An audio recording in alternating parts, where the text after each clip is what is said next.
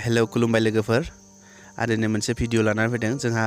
बर'आव फेसबुक पेजआव English maker होननाय चेनेल दङमोन बिथांनि चेनेला हेक जाबाय बिथांनाव 60K फलोवार्स दङमोन गासै बिथाङा गोबां भिडिअ हगारबाय थायोमोन दा बिथांनि चेनेलखौ हेक बानायबाय बिथाङा दा जोबोद दुखुआव दङ जों गावजों गाव मदद होलायनांगोन हेफाजाब होलायनांगोन बेनिखायनो जों हेफाजाब होयोबा टुइटाराव थांनानै बिथांनि चेनेलाव रिटुइट खालामदो मानोना बिथाङा टुइटाराव फेसबुक टीमाव बिथाङा पस्ट खालामदों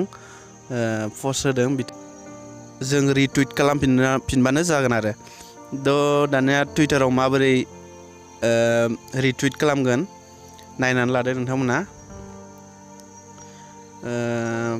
प्ले स्टोरनिफ्राय टुइटार डाउनलड खालामनानै ला टुइटाराव थुबाय आङो टुइटारनिफ्राय दानिया सार्च बाटनाव होगोन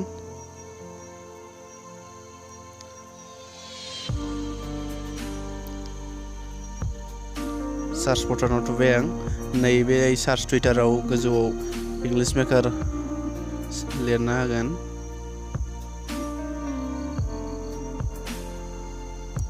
इंलिश मेकाराव थुना हो बेबायदि अपसन फैगोन गाव टुइट्सआव पस्ट खालामखानाय दं जों गाहायनियाव